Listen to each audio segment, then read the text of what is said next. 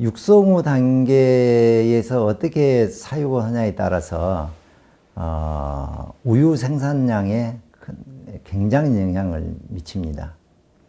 자, 육성기 때 저희 목장 사례를 드리겠습니다. 저희 목장에서는 육성기 때 여러분도 잘 알다시피 충분한 조사료를 먹여야 한다는 걸 잘 알고 계실 줄 알고 있습니다. 조사료로는 저희는 국내산 나이그라스, 국내산 나이그라스에 블루그라스에다가 알팔파 이렇게 세 가지 믹서해서 자유급식을 시키고 있습니다. 육성기 때 그 농사료는 몇 킬로씩 준지 모르겠습니다. 저희는 사항에 따라서 약 4kg 정도 주는 이들도 있지만은 3kg 선에서 마무리를 합니다. 이유는 농사료를 너무 많이 충분히 먹여버리면은 조사료를 섭취를 않게 됩니다. 안에 지방이 끼고 그러다 보면은 소들이 조사료를 먹지 않습니다. 이유는 왜 농사료를 그 적당량만 주냐면은 농사료를 좀 적당량 줘야만이 나머지 에너지를 영양가를 섭취하기 위해서 조사료를 먹게 됩니다. 조사료를 많이 먹이면은 백구리를 키운다는 거죠. 백구리. 충분한 백구리를 용정량 그런 게 위에 용정을 키워놓은 역할을 하게 됩니다. 그러고 이제 육성기 때 여러분들 알팔파가 얼마나 중요한지 아시고 계신지 모르겠습니다. 육성기 때는 농사료로서는 골격을 키우지 못합니다. 뼈들을 골격을 키워야만이 위의 용적력도 키워지고 또한 그 성우가 됐을 때 충분한 양을 먹어줘야만이 우유 생산을 할 수 있지 않습니까? 육성기 때 이걸 키워놔야 됩니다. 그래서 육성기 때 필요한 것이 뭐냐면은 알팔파 반드시 필요합니다. 알팔파에는 식물성 단백질이 가장 많이 있습니다. 그러면은 이 단백질은 뼈를 골격을 키우는 역할을 하지 않습니까? 이 단백질, 이게 곡물에도 단백질이 많이 있는데 곡물 단백질은 살을 찌우는 데 영향을 많이 줘버리고 골격을 키우는 데 있어서는 알팔파 식물성 단백질이 반드시 필요합니다. 그래서 그 알팔파 식물성 단백질을 이렇게 반드시 우리는 평균 일일 한 1.1kg에서 2kg 정도 사이에서 먹을 겁니다. 그리고 나머지 블루그라스나 나이그라스는 자유급식을 할 수 있게끔 충분히 조사료를 주고 있습니다. 그래서 용적력을 키우고 골격을 키우는 역할을 해내고 있습니다. 그리고 또 중요한 거, 이건 제가 그 전에 목장에서 우리나라에서 그도 내놓으라 하는 목장 그 집 그 사장님한테 들었던 내용들을 벤치마케팅에서 제가 목장에 한번 접목을 해본 적이 있습니다. 근데 그게 정말 맞더라고요. 그때 육성 후 한 40마리를 선별을 해서 밭에 한 1000평짜리 울타리를 막았습니다.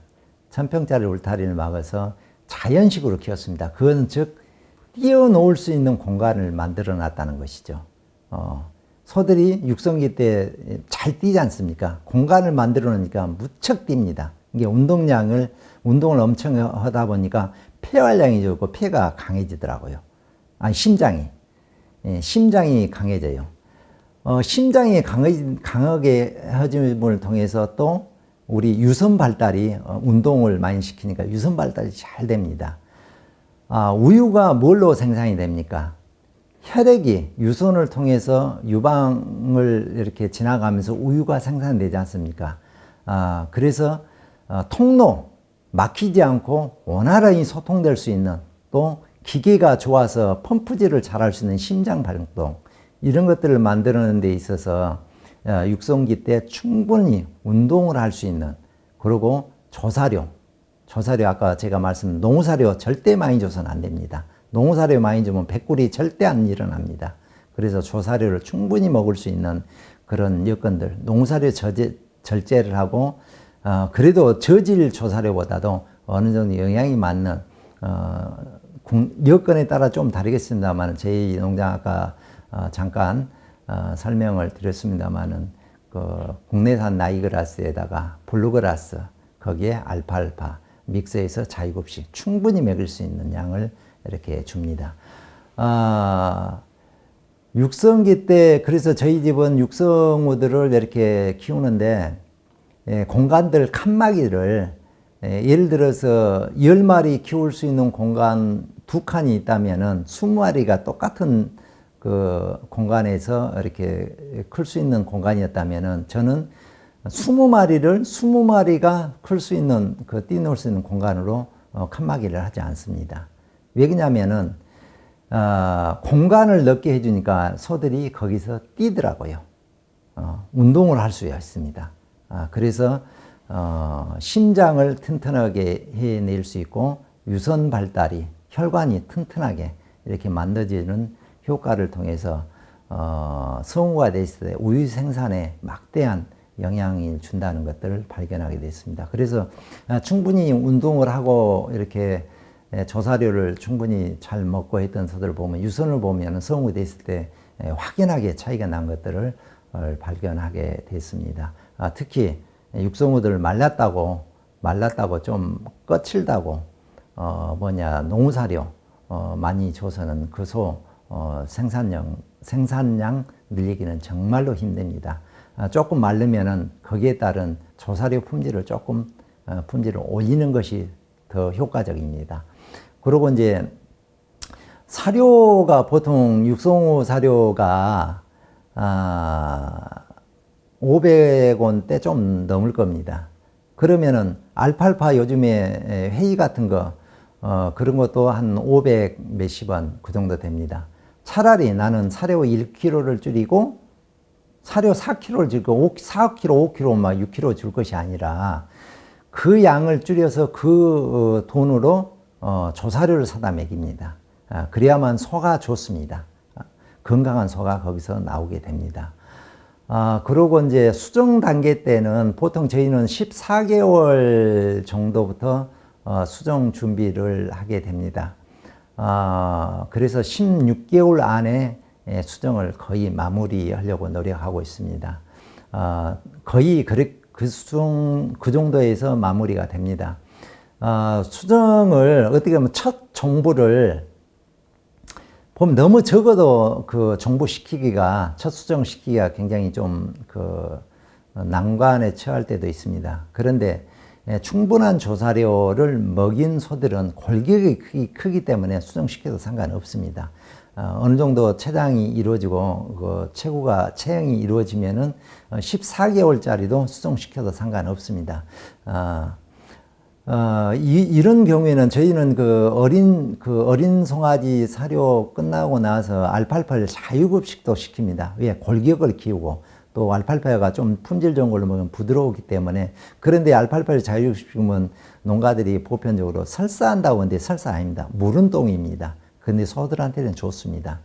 그런 과정들이 있기 때문에 충분히 14개월도 이렇게 수정을 시킬 수 있는 어미 유전 능력이 좀 체형 큰 것들은 골라서 수정을 시킵니다. 그래서 16개월까지도 이렇게 수정을 다 16개월에 마무리를 하게 됩니다. 그래서 수정시켜서 거기서 이제 크다가 60일 전에 분만실로 이동을 하게 되죠. 그러고 이제 거기에 저희도 이제 분만실은 여러분들 어떻게 관리하는가 보면 농장들이 이제 축사 환경들이 여건들이 그렇게 썩 좋지 않아서 여건만 좋으면 다 이렇게 하겠지라고 말씀들을 하십니다. 저희 같은 경우는 좀 공간을 충분히 편안하니 분만 때 쉴 수 있는 공간들, 다른 소들이 와서 건드려서 불편하지 않을 그런 충분한 공간들을 이렇게 만들어서 분만실을 만들어서 사용을 하고 있습니다.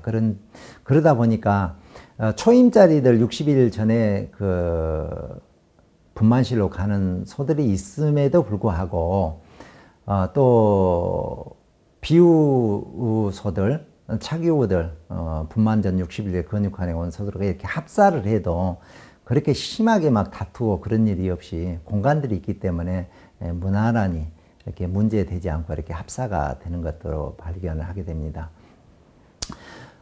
분만실에서 근육 관리들, 여러분들은 어떻게 하고 계신지 모르겠습니다만은 저희 같은 경우에는 아까 전자에 말씀드렸듯이 공간 확보를 좀 해 놓습니다.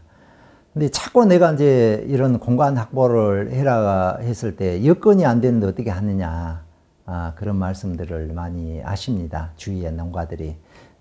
그것들을 확보할 수 있는 여건들을 만들어가는 것이 우리들의 또 역할입니다. 그게 바로 아까 종축 계량에서 말씀드렸듯이 숫자를 줄이면 됩니다. 우리 커터 있지 않습니까?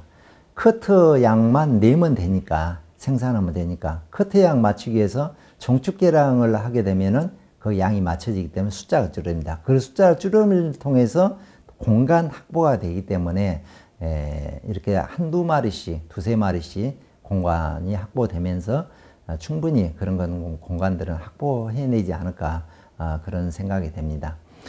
근육이는 저희는 농우 사료는 60일 전에 이제 이렇게 근육 넣습니다. 농우 사료는 3kg 정도 줍니다. 그리고 조사료는 충분히 먹을 수 있게 기본 베이스로 블루그라스, 블루그라스 이 풀이 굉장히 좀 저렴하면서도 소들에게 굉장히 용이하게 쓸 수 있고 좀 부드럽기 때문에 많은 양을 먹습니다. 블루그라스를 바닥에다 깔아서 블루그라스를 충분히 먹고 거기에 티모시 두당 약 1kg 정도, 그리고 이제 연맥도 한 1kg 정도 먹을 수 있게끔 이렇게 환경 조성, 먹이는 그렇게 합니다. 그리고 이제 그 농우살은 3kg 이내. 그리고 이제 첫 분만을 해가지고 또 이제 분만 때, 그 근육이 때 저희들은 모든 백신을 거기서 많이 합니다. 특히 유방염 백신 1, 2차 근육이 때 다 정리를 합니다. 요즘에 문제가 질병이 나가지고 소를 치료하기는 너무나도 어렵습니다. 많은 소들이 각종 약품에 내성들이 생겨가지고 치료가 잘 되지 않고 고질병으로 돌아서서 결국은 도태를 해야 되는 그런 상황인데, 그런 것들을 미연에 이렇게 예방 차원의 사육을 해야 되지 않냐, 그런 생각이 들어서 저희는 철저히 근육이 때 각종 백신들을, 특히 유방염 백신, 이것들은 근육이 때 1차, 2차 이렇게 해서 마무리를 합니다. 그리고 이제 근육이 때 이제 분만을 하고 나서 소들이, 여러분들 대부분 목장들이 분만실에서 착유실로 이동을 하고 우유를 다시 짜고 이렇게 모시는데, 저희는 일주일간 분만실에서 착유를 합니다. 이동을 하지 않습니다. 요즘에 그 이동식 착유기가 이렇게 공급이 돼서 분만실에서 그 자리에서 이동하지 않고 일주일간 이동식 착유기를 이용해서 착유를 하고 다시 분만실에 그 자리에 있도록 이렇게 합니다. 왜? 그 전에 저희 집에 일본에 있는 그 낙농가 교수인데 그분이 와서 저희 집을 이렇게 쭉 돌아보고 지적해 준 것이 바로 그거였습니다. 이유를 설명을 했는데 어떤 식으로 설명을 해 주셨냐면은, 자, 소들이 분만을 했을 때 스트레스가 엄청나게 많다. 자, 분만 스트레스, 또한 먹이 스트레스, 환경 스트레스, 또 여러 가지 여건이 갖춰지지 않는 이런 여건 스트레스인 게, 우리 집이 그 전에 분만하고 나면은 착유실로 가서 착유하고 다시 분만실로 이렇게 넣는다 했더니 그걸 없애라고 그러더라고요. 그래서 없애는 방법으로 선택한 것이 이동식 그 착유기를 구입을 해서 분만실에서 착유를 해서 이동을 하지 않고, 왜냐하면 그 착유장까지 왔다 갔다 이동할 때 힘들어 죽었는데 분 많은 소들이 에너지를 거기다 많이 소모를 하면서 결국은 그 문제가 돼서 각종 치료를 해야 될 그런 사항들이 발생한 것들을 많이 발견하게 됐습니다. 지금은 분만실에서 이동하지 않고 마구 착유함을 통해서 소들이 그런 것들이 좀 발생하는 것이 현저하게 없어졌던 것들을 발견하게 됐습니다. 그러고 이제 그 스트레스를 이렇게 머시기를 했는데 그 최소화할 수 있는 것들은 해라 했는데, 요즘 목장에서 분만하고 하면 이제 사료 그 변경들이 이렇게 되지 않습니까? 착유소 사료로 이렇게 변경이 되는데, 거기에 대한 미생물들이 체내에서 아직 힘도 없고 준비가 되지 않는 상태에서 사료가 이렇게 바뀜을 통해서 각종 소화기 쪽에 문제가 되고 기립불량도 발생이 되고 에너지가 소모됨을 통해서 그랬는데, 저희들은 이제 그걸 하지 않고 일주일간 사료 변경을 하지 않습니다. 기존 근육이 때 먹었던 사료를 일주일간 먹습니다. 그전에는 그 근육 사료에다가 기존 그 블루그라스, 알팔파 그 연맥 이렇게 먹었던 것을 착유 사료로 돌리다 보니까 분만하고 나서 부종이 생겨서 굉장히 힘들어한 적들이 많이 있었습니다. 그런데 그 사료 변경을 하지 않고 그러니까 부종도 현저하게 이렇게 없어진 것들을 발견하게 됐습니다. 저희 집 환경이 그때 당시에 그 분만실에서 착유장까지 왕복 한 약 200m 정도 됐었습니다. 이게 소들이 분만해갖고 착유실로 몰아서 착유하고 올 때 중간에 지쳐서 잘 오지 못한 것들을 발견을 했습니다만은, 지금은 그런 것들이 있기 때문에 소들이 기립불능 이런 것들이 발생을 현저하게, 정말로 현저하게 줄어진 것들을 보게 됐습니다. 그래서 자, 환경, 공간 넓게 해준 게 그거 좀 없었습니다. 분만 스트레스는 방법이었지 않습니까? 새끼 나는 거. 그래서 그것은 방법이었고, 환경 넓게 해주면 통해서 좀 이렇게 편안하게 쉴 수 있는 공간 마련해서 그게 해결됐고, 또 이동하지 않아서 에너지 소모가 안 돼서 그거 좋고, 또 사료 변경을 하지 않고 일주일간 기존 프로그램대로 쭉 해오니까 소 이내에 거부감이 없고 어느 정도 소들이 힘을 탈 때까지 안정을 취해서 그런 것들이 착육칸으로 이동이 됐을 때 부드럽게 이렇게 넘어가는 그런 것들을 보게 됐습니다. 그래서 몇 가지가 해결되니까 분만 후에 각종 케토시스라든가 기립불량 이런 것들이 현저하게 이렇게 감소했던 것들을 보게 됐습니다. 그러고 이제 분만 전에 또 저희들은 그 경구 투여를 할 수 있는 칼슘제가 요즘에 그 제품명은 말씀드리기가 좀 그렇습니다만은 경구 투여용 칼슘제가 있습니다. 그것들을 분만 전에 하나를 먹이고 3일 있다가 하나를 더 먹입니다. 그러면은 이것이 위 내에서 캡슐로 되어 있어, 캡슐에 좀 단단한 이런 재질로 되어서 서서히 녹으면서 칼슘을 장기간 이렇게 서서히 녹여서 흡수를 하기 때문에 분만 후에 칼슘 부족으로 인해서 케토시스나 기립불능 이런 것들이 현저하게 없어진 것들을 보게 되어 있습니다. 여러분도 이런 것들 이용을 하면, 그전에는 다산호들은 저희들은 수액을 좀 이렇게 과감하니 해주는 그런 편인데, 경구투용 그 칼슘제를 2번 정도 먹여줌을 통해서 수액량도 많이 줄어서 좀 시간 사용이라든가 소들을 이렇게 장기간 수액하면서 거치에 이렇게 묶어놓는 그런 것들, 스트레스 이런 것들이 좀 해소된 것들을 보게 됐습니다. 여기는 육성우 관리사입니다.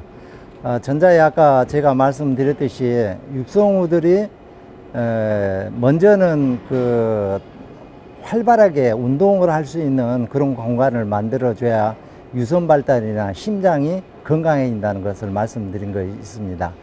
그래서 저기 칸이 있는데도 불구하고 여기를 칸을 묶어서 공간을 확보해 놓고 육성우들이 마음껏 이렇게 좀 편안하게 뛸 때는 좀 뛸 수 있는 그런 공간들을 마련을 해 놓고 있습니다. 이제 환경이 안 된 데는 이제 어떻게 방법을 찾는 방법이 바로 좀 개월수가 좀 안 맞더라도 공간들을 확보해서 같이 합사해도 상관없습니다. 왜냐하면 먹는 것은 충분히 주게 되면은 소들이 충분히 먹이를 먹고 활동을 하기 때문에, 그리고 활동을 하면서 또 쫓기면서 또 운동이 됩니다. 어떻게 보면은. 그래서 이렇게 합사를 조금 공간이 좁더라도 좀 약간의 차이 있는 것하고, 너무 차이가 있으면 안 되고 약간의 차이 있는 것은 합사를 해서 공간을 확보해 주는 것이 훨씬 더 용이하다는 것을 말씀드리겠습니다.